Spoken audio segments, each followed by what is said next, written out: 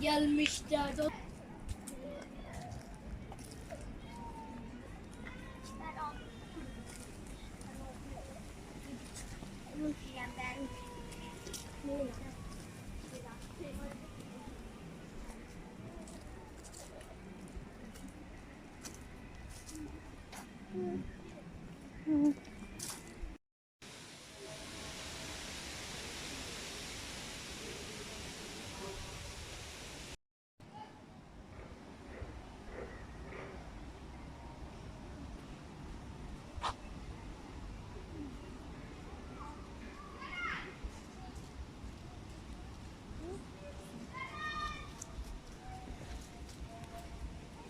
Olmaz.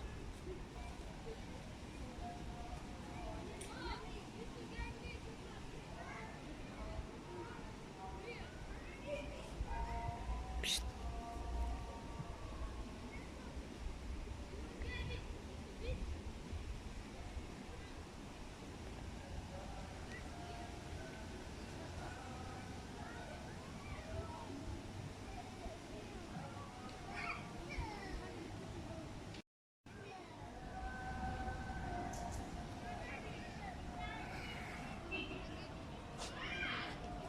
Hı?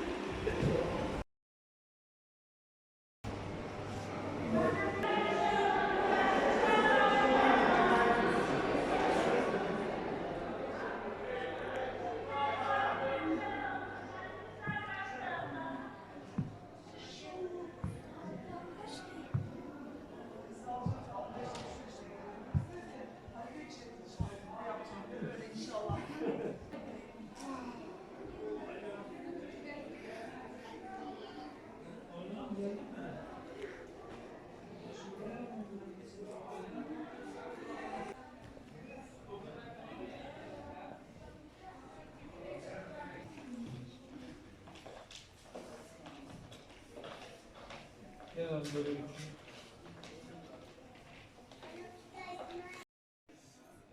Nasıl olur efendim?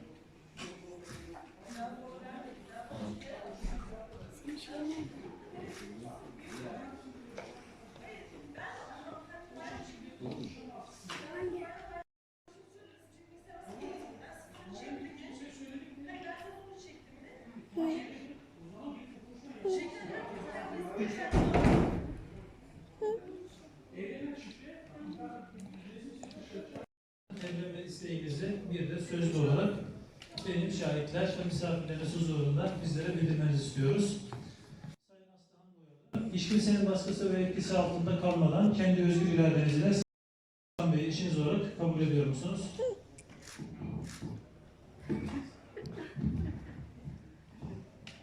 Evet.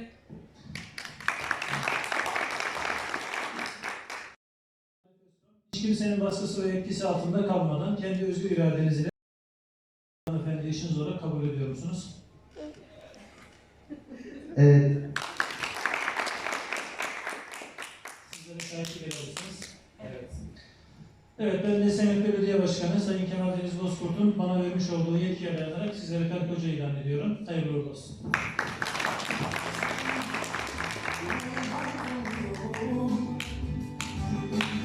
Sen kavga